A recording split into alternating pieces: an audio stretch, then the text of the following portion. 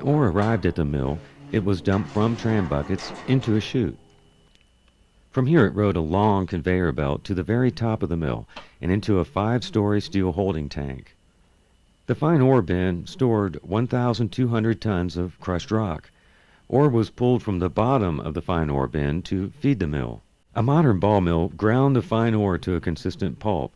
First the gold was separated, and then a series of flotation cells recovered base metals from the pulp. The milling process was continuous, with a circuit of grinding machines, sorters, and connecting belts, processing the ore from rock to a fine sand. As the ore was pulled from the bottom of the fine ore bin, water was added to make a pulp.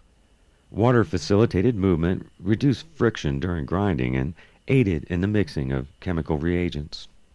Sorting devices were used throughout the mill to divide the ore pulp by size, sending sand to the separation stage when it reached an ideal size, or to grinding for further reduction. Initially, the primary grinding device was a ball mill, a large steel-lined chamber with hundreds of 2 to 3 inch steel balls that tumbled inside the rotating drum. Pulp was fed into the drum and ground until fine enough to discharge with water. Even with steel balls, the hardness of the minerals in the pulp required that 40 to 50 replacements were added each day. Pulp discharge from the ball mill had the consistency of a fine dark gray sand. A jig quickly separated the pulp by using the relative weight of each particle.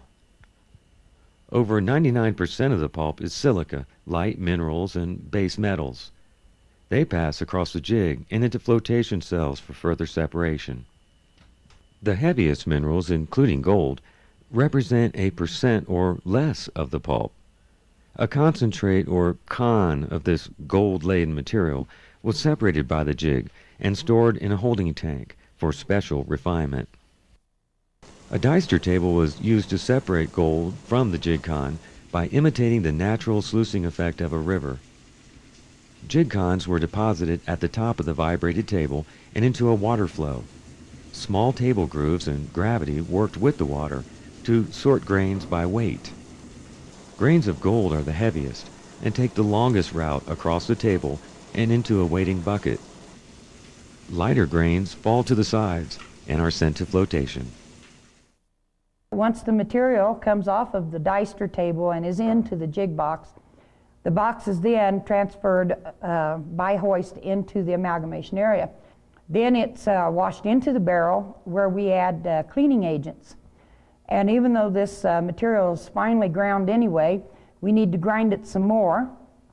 The cleaning agents are to clean up the ore because it can be tarnished and then the mercury won't stick to it, so it won't collect it. The mix was turned for 3 to 4 hours to clean and pulverize the gold. After draining the barrel of excess fluids, 90 pounds of mercury was added, and the drum rotated for 3 to 4 more hours. The amalgam mix was then removed from the barrel and processed through a water gravity device to separate gold-saturated mercury from waste. The amalgam is then squeezed in a press to recover liquid mercury through a filter. The thick amalgam that remained in the press resembled pewter more than gold. A retort furnace heated the amalgam to 1200 degrees for 12 to 24 hours to recover the vaporized mercury safely. The gold was now in a sponge-like form with holes left where the mercury vaporized. Only the searing heat of a smelter can remove any remaining impurities. Gold sponges from the mill were shipped to a distant foundry for this final processing. Most of the pulp from the jig went to flotation. In principle, the selective flotation cells worked like a washing machine. First, the pH of the water was balanced to optimize and stabilize the effect of the reactive chemicals. Chemical reagents worked as detergents, attracting specific metal particles to the suds based on chemical bonding properties. The pulp was agitated and frothed in each cell to form large metallic bubbles. Metal particles in the finely ground ore attached to the bubbles and were lifted to the top of the solution. Paddles scraped the bubbles into a trough. By using different tanks and chemical reagents in stages, each metal could be floated from the pulp in sequence by weight, first lead, silver, and the remaining gold, then copper, and finally the lightest and most abundant metal, zinc.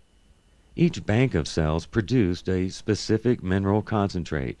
The cons were dried in large thickener tanks and then piped to a filter deck where most of the remaining water was removed. Each con was stored in a designated bin to await shipment to the smelter for final purification.